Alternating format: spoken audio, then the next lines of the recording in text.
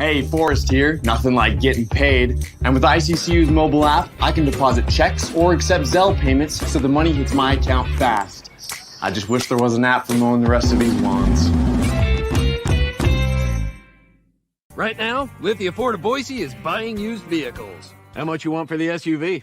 I don't know. Well, Lithia Ford will give you more than that. How much more? More than you think. I'm not thinking anything. I'm thinking you might get even more than that. See how much more you can get at Lithia Ford of Boise. When it comes to concrete, we've got you covered. RowPaint.com offers custom concrete coating services for your garage, business, warehouse, and more. And we do it in one day. We are your complete concrete coatings solution.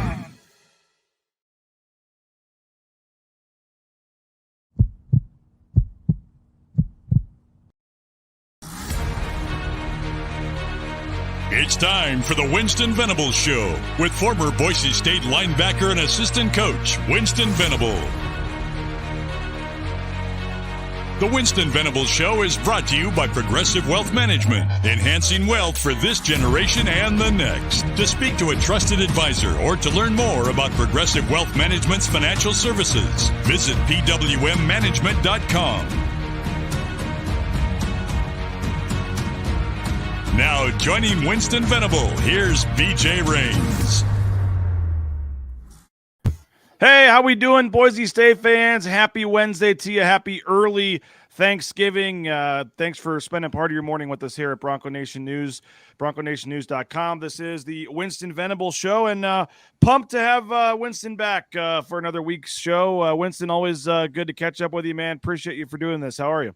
Oh man, I'm a little under the weather today, but we got coming off a big win for the Broncos. We got a little Thanksgiving action tomorrow, man. It's all right. It's nothing I can't overcome, man. So I'm excited to have a good week and kind of get over this hump day here, get over a little sickness and get back to some health and some Bronco football. Yeah, man. Well, we appreciate you coming on again. Progressive Wealth Management. Make sure you check them out. What's the website, Winston? pwmmanagement.com. Check them out, man, for all your financial needs. They can help you out. They do a great job, Winston and his team there. So if you're looking for any financial help right now, check them out. Progressive Wealth Management, the sponsor of the Winston Venable Show here. And Winston, obviously, insane ending the other night. We're going to talk about that. We got the Friday 10 a.m. game. There is obviously a lot going on. If folks do have a question or comment for Winston, feel free to get that in the chat. The YouTube chat is the easiest way to do that. If you're watching on Twitter, we cannot take your questions. So if you're on Twitter, head on over to the YouTube stream, and that's the way to go. And you should be subscribing to us on YouTube as well. So make sure you click that subscribe button. I'm not sure if it's on that one of the sides down at the bottom. If you're watching on YouTube, go ahead and subscribe. And that's the easiest way to get notified when we have a live broadcast and all that good stuff. So a lot to talk about. The final regular season game is upon us here. Boise State has already locked up a spot in the Mountain West Championship game, Winston, and they did that in dramatic fashion on last Saturday in Laramie, Wyoming. What an ending, man. I mean, I never thought Boise State was going to lose that game until the guy's running the other way with the ball in his hands, and I'm like, uh-oh. I mean, even earlier in the game when Wyoming was winning, I never got the sense that, like, Boise – I just was pretty sure Boise State was going to win, and then they had that nice drive in the fourth quarter to take the lead, and then all hell breaks loose. You got J.L. Skinner with the first pick, and then you think that seals the game, then the fumble – and then, obviously, just a crazy ending. What were your thoughts on how it all finished up, man? I was freaking tripping out on my couch, man, on the edge of my seat, just watching that. You're talking about, high-quality entertainment. That's what it is right there, and not necessarily I'd much rather see a big-time win for the Broncos and not be on edge, coming down to the wire. But it's cool to watch that and be a part of, at least as a fan or a football viewer, like, hey, that was an intense game right there, and what a wild ending. So that was, I'm sure everybody was like me, BJ, where it was kind of some of these ups and downs and like highs and lows, and it was crazy, man. Yeah, I was in Myrtle Beach with the basketball tournament. And that was only the third game in my 10 years here that I haven't actually been to in person. And so it was a weird feeling for me watching that game on TV. It just never happens. And we were at a local beach bar that we asked them to turn the game on in Myrtle Beach, and there was no sound. So you're watching the game. You're watching the game with no sound, and you're just waiting for them to get that first down and kind of salt the clock away. And next thing you know, the guy's running the other way with the ball, and everyone's like, what's happening? What's he doing? And then next thing I'm like, and then you see Taylor Green come out of nowhere and make the tackle. You obviously know George very well. I think that was his first lost fumble of the season and only the second or third fumble he's had in his career, I think. I mean, that guy doesn't usually give the football up. And then it was just kind of fluky the way it bounced right into the guy's hand like that. And and he was able to take off. What'd you make of that fumble? Not I want to say uncharacteristic, but like George doesn't fumble that much, so it was a rare deal. It looked like I got to go back and like really slow down and watch that, maybe even try to get some type of game clip or something to really see like how he was carrying that ball or what contact. I mean, it kind of looked fluky, like it just kind of popped out like a little slick, maybe the cold weather. I don't know. Some freak stuff does happen out there, and with a guy like George, I mean, it didn't look like anything major. It just looked kind of routine and seal the deal. And ball security is always a number one thing. So, I mean, definitely a freaky deal out there. And luckily, the guy that picked that up was not a super fast DB or a linebacker that had some speed, because give Taylor all the credit for sure. But, I mean, if another guy picks that thing up and scores a touchdown, man, it's a wrap, man. So that was 5-on-1 going the other way. I mean, they had blockers, they had guys going with them. I mean, for the first like 2 seconds before you realized Green had a chance to catch him, it did not look good. No, you thought like that was it, man. That was it. And like I said, edge of your seat, man. So that was nuts. And I think that game, it goes back to a little bit of that. EJ, you had the the Davis Cutter fumble. You had the Rodney Robinson interception.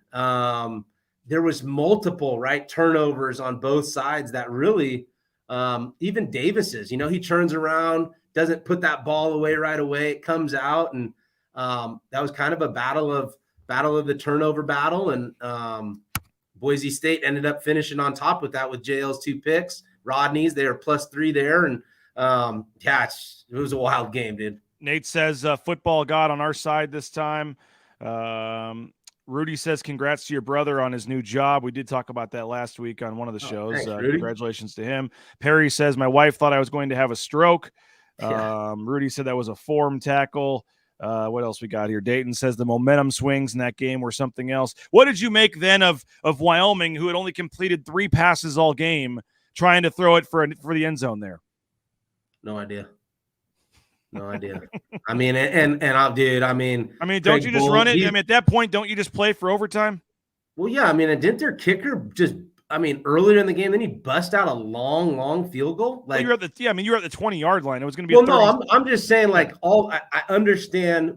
We're not, there's a mentality, right? My guess is, okay, Coach Bull said, hey, let's go win this thing.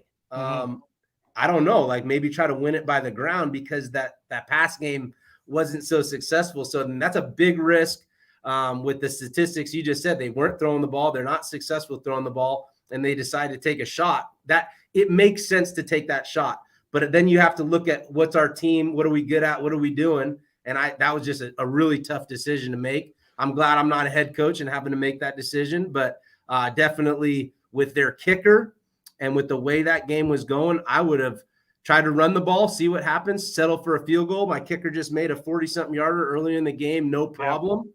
Yep. Shoot, man, play for the tie and go get another overtime win or something. I don't remember if they had any timeouts left, because they were burning them on the previous drive to get the stops. They used one after first. They used one after second. They might have had one left they were going to use after third down. But I don't have a problem with them necessarily throwing the ball, but if you're going to throw the ball, like, it cannot be into a window where there's a chance it's picked off. Like, you see if you got something. If not, you throw it away. Yeah. But I mean, when you're the big underdog, does it matter if you're at home or not, where you play for overtime? I mean, in reality, Winston, they were playing with BSU the whole game. They were pretty even with them. It wasn't like the only chance they had was to score a touchdown there. If I was Wyoming, I'm thinking, hey, we're playing with them. It's been a pretty close game. We've been winning. Like, they could have felt confident that in overtime they could make some stops, hold them to a field goal. Like maybe they just didn't think they could hang with them in overtime, or I guess you think that's the only chance you have to win. I didn't necessarily hate the decision to throw it. You can't make that kind of throw in that situation. Yeah, no, you got it, man. I mean, it's like if the look's there, you got it. If it's not, throw it away. I mean, you just said it, man. And that's really, it's easy for us, right, to talk about this on a Wednesday. And much better to talk about it than probably what they're talking about in Laramie this week. Yeah, no doubt, man. No doubt. So I don't know. That was a tough decision, man. That's a tough decision. You want to go for the win, take a shot.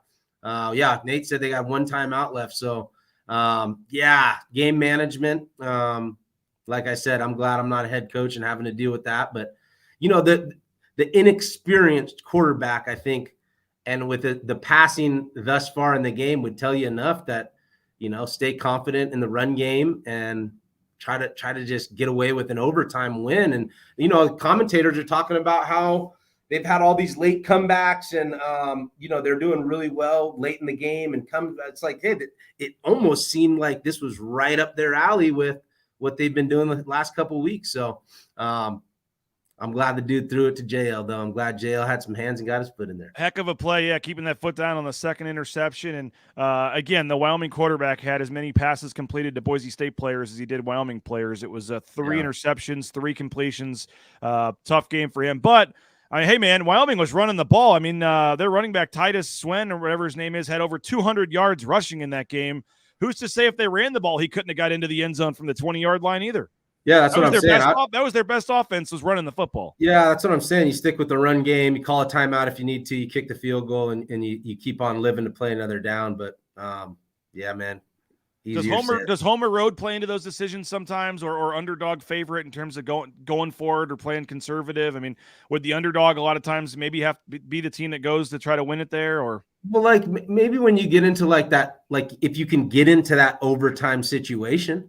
Where it's like, hey, we're gonna go for 2 and seal this thing up. But I don't know. I mean, as far as taking that risk, then I mean, like I said, it makes sense to take a shot. I just don't think it makes sense to take a shot with an offense that hasn't been productive throwing the ball, and just didn't add up. Just didn't add up. Yeah, Rudy. One thing to call a pass play, another throw it in double coverage.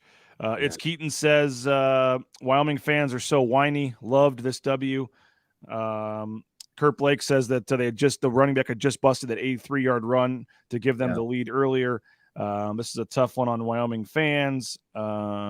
Defense wasn't at full strength. Probably doesn't happen if it had everybody healthy. He says they'll always be Wyoming to me. Still looking for that dub. Rudy's the man. I like that, Rudy. That's funny. But, so Boise State does get the win. They improved to 7-0 in Mountain West play. They go undefeated on the road in Mountain West play yet again. They're looking to go 8-0 in the Mountain West play for the second time ever. 2019, you guys went 8-0. Only 8 teams right now. Boise State's one of them, by the way, still undefeated in conference play. Boise State has that going for them, and they will turn the page to Senior Day, to Utah State, and to the final regular season home game before the Mountain West Championship the following week. I do want to mention, Winston, that there's no BNN After Dark tonight. We did make that decision. Johnny's visiting some family. Got some personal stuff going on with Johnny, but he'll be back next week. And just with it being the night before Thanksgiving, everybody wants to go out and party and have a good time. We just figured the viewership wouldn't be great. But Chase Baker, former NFL player, draft pick, did some things on the Boise State defensive line, is going to join us next Wednesday, right?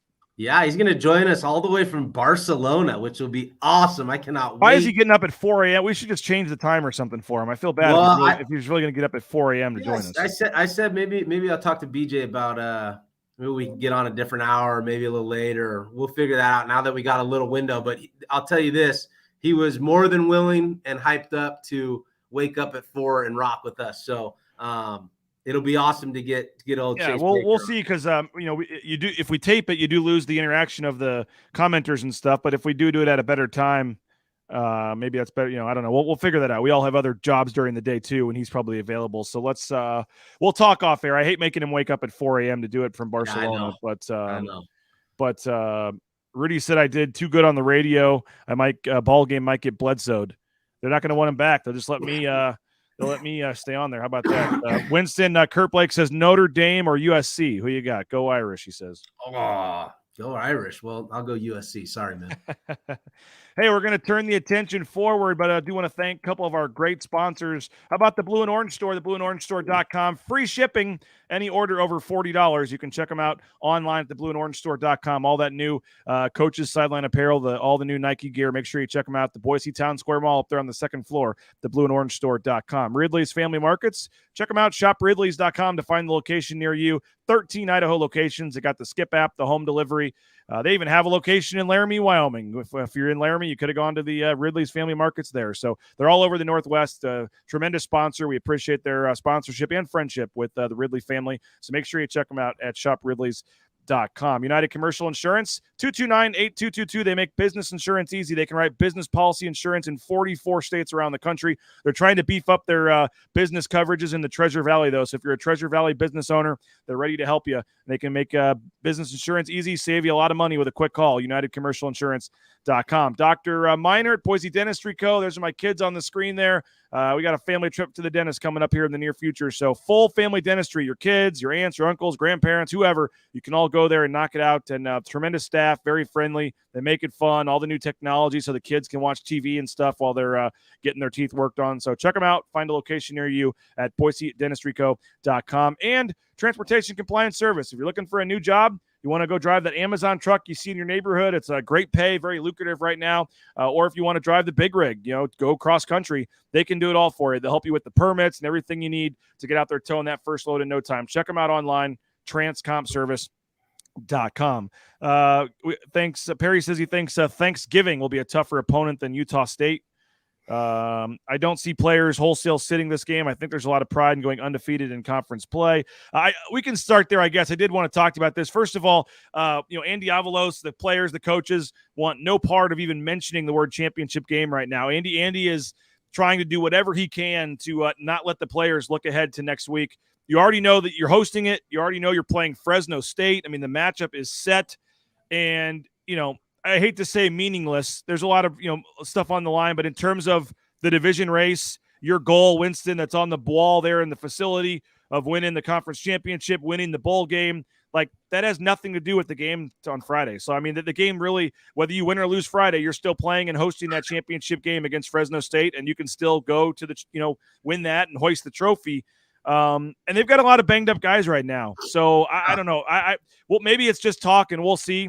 And by no means am I saying to not play Taylon Green in this game. But, I mean, I don't know if George Solani needs 20 carries in this game. You want a healthy George Solani going against Fresno. I give him 10 carries maybe. Let Genty and some of these younger guys get some work. It's not like Noah and Crow are not capable. You've got some guys along the defensive line, the Scott Matlocks of the world that are playing a ton of snaps right now.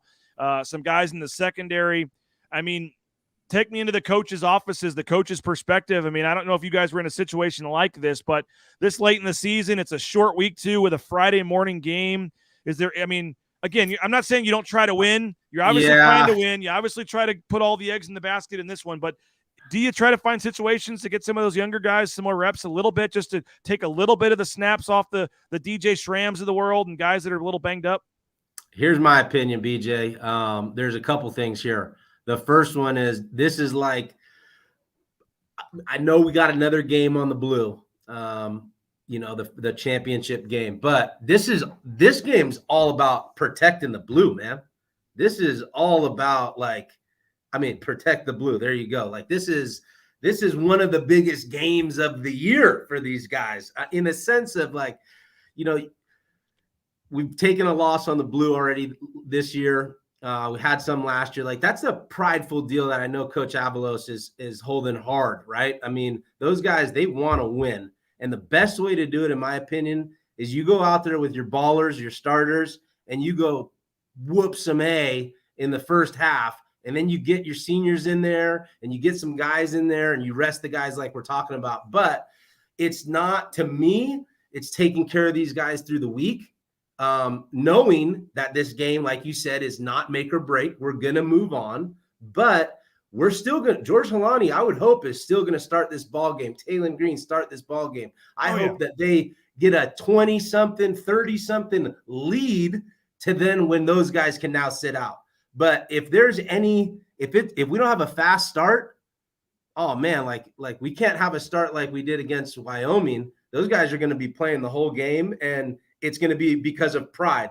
And winning on the blue is a big deal. Losing on the blue, I should say, is a big deal. So nobody in that building wants to lose. I think the way you do it is you come out strong, you start fast with your ballers, and then you give an opportunity for your seniors to come in. Yeah, no, I think they'll start all those guys, and I agree. That's probably the way it goes. You're not going to all of a sudden, second series of the game, start pulling out the starters. But if you can get a nice lead, I would, if you're up 28-3 or whatever, you don't want to see some guy get injured in the third quarter. Totally. When the game there you go. Matter. I think when you get things kind of feeling comfortable, and it doesn't have to be. What if you don't though? What if it's fourth, early, mid third quarter, and you're only up 17-7 or something? I mean, you gotta keep feeding it to George Halani and risk something for the next week. You gotta win, dude. Yeah, you don't really. I mean, you do, but you don't. I mean, I know what you're saying, but I know what you're saying, and I'm not saying they're not going to try. I mean, I think Tyler Crow and Fatu Noah and those guys are capable guys. I guess I'm just saying if you stepped in that building and the competitive nature of the coaches and the players, it's like a must win. It's your last regular season game on the blue. You can go win the whole conference, undefeated in the conference. Like there's just more to this game in my mind than just getting through it. And I guess my point is, like, of all the guys, George Halani's the one for me. Like, he's the MVP of this team for me. And I guess Taylon Green you can throw in there now. Yeah. But in particular with Halani, I think they can beat Utah State without George Halani. And so I just think they have other capable guys. And he's the guy that I want to make sure against Fresno State, when you're really going to need him, that he's 100% ready to go. And if he tweaks his hammy or something in the game, knock on wood, that changes things for the following week. Totally, man. I feel you, and you're absolutely right. I mean, and that's probably a big challenge with Coach Avalos right now. I mean, I know that he got asked that question, but it's a complicated question, and he might still be figuring out how he wants to handle that and see how the game goes. And I think the other thing, I think from watching Coach Av's interviews, and there's a lot of talk about rhythm, and I think. You see that sometimes, bye weeks aren't always the best for teams, sometimes they are, but I think if George, like we bring up George as an example, I think really beneficial to get George a couple reps, feel good about it, and then shut him down. Right. So he stays in rhythm, doesn't take too long a time off, because these guys, I know BYU a couple weeks ago was a loss, but those guys are kind of rolling, right? They got their rhythm going, man. They got their chemistry going, and you don't want to just, stop that. So I think, we both can agree that it'd be nice for those guys to come out, ball out, and then shut it down. And I think that would be, really smart. And like I said earlier, I think they're probably taking care of those guys during the week. Different than week 4 or 5 in the season. I think it's a little bit more low key, preparing the other guys to play significant reps in hopes that we're going to go out and dominate. And you do have a couple things on the line. As I said, you can go 8-0 in Mountain West play. They've only done that. They've only done that one other time to go 8-0 in Mountain West play in 2019. You got a chance to get that 9th win of the season, which I believe you would. Then you got a chance in the bowl game or the championship game, obviously, to get to a 10-win season, and that's a big deal around here. After you go 7-5 last year, you want to get as many more wins as you can. So you never not want to win, but to have a chance to get 10 wins with wins this week and next week, I think is a big deal.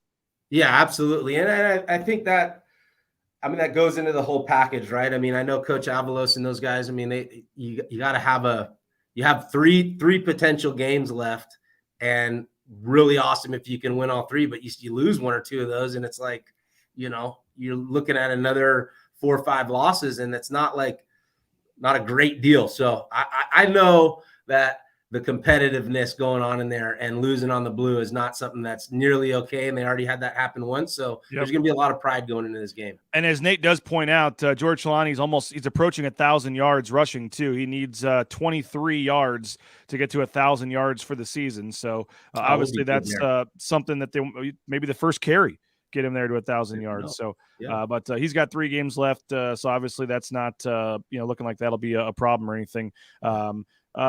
Cortez Hogan's did say this, and maybe they can get Dimitri Washington back for the championship game. I mean, he has a pretty messed up shoulder. I was told there's some ligament damage. If he's able to get out there and play, and we've seen him on the side working, that would be awesome. Hope it happens. Good for Dimitri if he can work his way back. It was characterized to me a couple weeks ago as unlikely, but he's obviously winning the weight room and winning the rehab and the treatment and working his way back. So it would be awesome if he can find a way to get back out there on the field. You know, you could use him for the championship game. Zeke Noah. I mean, these guys that have been out, Tyreek Jones, they're like 75, whatever. Those are guys I definitely wouldn't push to play in this game. If they're not quite ready, give them a little extra time to get that recovery for sure. Yeah, no doubt. Yeah, and that's a great point, BJ. I mean, I think that's probably more of what you're seeing, right? There's no rush to get a Tyreek Jones back. There's very cautious, and I think that's more of the mindset is, you know, don't make any of these guys worse. Give a couple of guys a little bit more time to recover. Maybe we won't see a couple of those guys because that would technically be rushing them back a little bit. But I still think Tyreek Jones was in full pads yesterday at practice, so I think there's a chance Tyreek could play. But I don't know about Zeke, or I still think Dimitri is unlikely, at least for this week. He was kind of off to the side doing some high knees and that kind of stuff. Wasn't out there practicing when we saw, but we'll see moving forward on that. But obviously that is a storyline, I think, is the starters and the reps and all that stuff. Another one is the 10 a.m. kickoff. Black Friday, 10 a.m. Winston, you guys did it twice last year. You started off really well in both games. You won the Utah State game. San Diego State was actually at 9 a.m. local time start there in Carson, California. You guys got off to a really nice start, and then San Diego State, I think, switched quarterbacks, and they kind of caught fire, and they ended up scoring like the last 24 points of the game or something to win that game. But overall, they do practice in the morning. I mean, I was out there yesterday at practice. It's 10:05. And I'm like, okay, it'll be kickoff right now. And they're out there flying around at practice. So, I mean, maybe the pregame meal, maybe the wake-up time's a little earlier, but for the players' bodies and stuff, it won't be a big deal playing at 10 a.m., right? No. Those guys get in pretty early during the week for work. You know, we do practice early in the mornings. And, those guys are in there getting treatment and rolling out. And, there's guys in the building at 6 a.m., so that means they're waking up at 5-something. So it'll be very similar. Just maybe a little bit earlier. I remember last year, I just worried about that early wake up, not because the guys will be ready, because I don't know how many 18 to 22-year-olds are going to go to sleep before 10 o'clock, so you're kind of banking on like, are these guys going to be disciplined enough to know that they need to get the rest?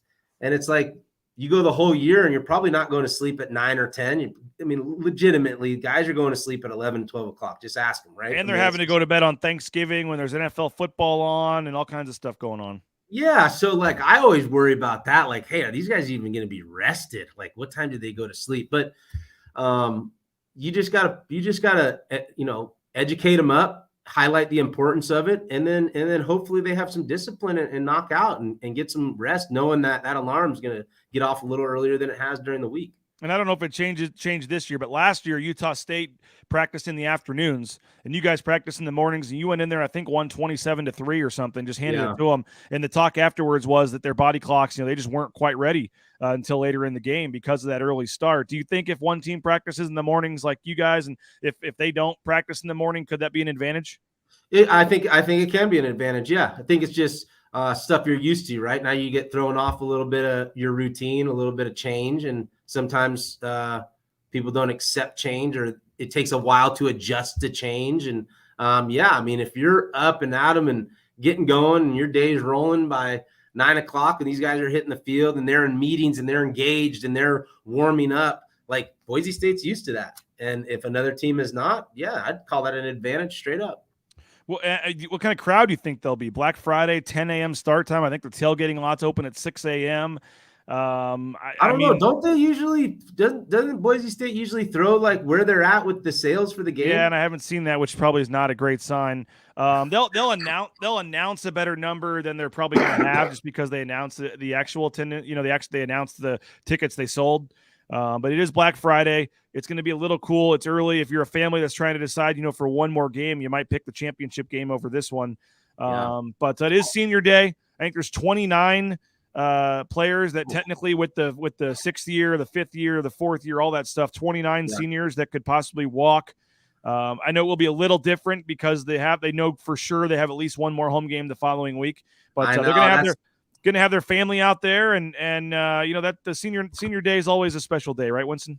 Yeah, and that's one of the things is like you can't bank on, like, if you're a senior and you don't play a lot. Like, I remember having a lot of pride in going into those games, like, let's get these other guys in. Like, there's guys that are walk-ons, there's guys that don't play a whole lot, and it's like, yeah, like, our job is to get these guys on the field, man, and have their experience and them go out the right way. And it's more, to me, it's more for those guys, right, that don't play a whole lot, not necessarily that senior that's been playing for all sorts of games on the blue. But it's no guarantee, right? So just because there's another game on the blue, that doesn't mean a senior that doesn't play a whole lot is going to get an opportunity in the championship game. So realistically, it's like, yeah, man, this is one of the last ones for the seniors on the blue, and it's a big deal. And I just want to look at that roster and see guys that don't get a lot of playing time and go out there and frickin' get it done. And final thing, I mean, do you have any worries about this game, or do you think Boise State takes care of business? No. I don't have any worries. I think you gotta take it one game at a time, and don't sleep on anybody, and don't underestimate anybody. And I think there's all sorts of factors coming into this game, like we just spent a half hour talking about. I know how powerful Bronco Nation is for the defense, and it'd be interesting to see what that crowd is like, in the morning, because I can guarantee you that a lot of Boise State's defensive success falls on Bronco Nation and how loud that stadium is and false starts and all that. And, there's the mentality of the players. Are they looking ahead? Are they focused? Are they tired? I mean, there's a lot of factors here that can determine and kind of, be factors for the game. Well, Boise State, if the trend continues, are going to be in a pretty good spot. They've won 18 of the last 19 games against Utah State. All time, they are 21-5, and they've won 10 in a row on the blue against Utah State. So they've obviously played pretty well against Utah State, and a couple of those games had a lot on the line in terms of that one year when they were ranked, and I think that Boise State had to win the division at the end of the season. So been some battles over the years with Utah State.